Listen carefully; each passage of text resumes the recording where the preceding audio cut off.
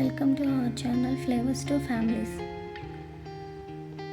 Today's recipe చుక్కకూర పాలకూర పప్పు. కావాల్సిన పదార్థములు ఇప్పుడు మిక్సీ జార్లో చుక్కకూర పాలకూరను తీసుకొని బాగా మెత్తగా పేస్ట్ చేసుకొని పక్కన పెట్టుకోవాలి. పొయ్యి మీద పప్పును ఉడికించుకునేందుకు 2 కప్పుల నీళ్లు,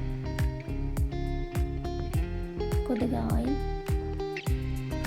కొద్దిగా పసుపు వేసుకొని బాగా ఉడికించుకొని పక్కన పెట్టుకోవాలి.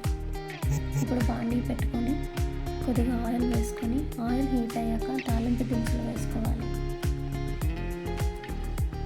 పచ్చిమిరపకాయ ముక్కలు వేసుకొని బాగా కలుపుకోవాలి.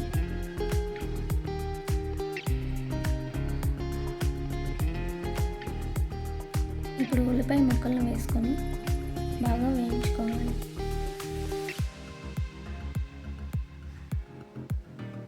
ఉల్లిపాయ ముక్కలు ఉడికాక కరివేపాకును వేసుకోవాలి.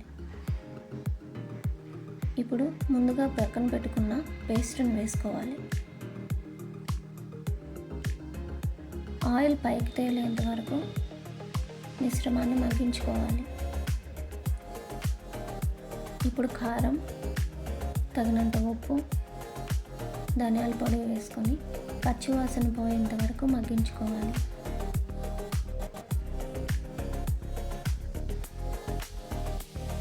ఉడికించి పెట్టుకున్న పప్పును వేసుకొని బాగా కలుపుకోవాలి.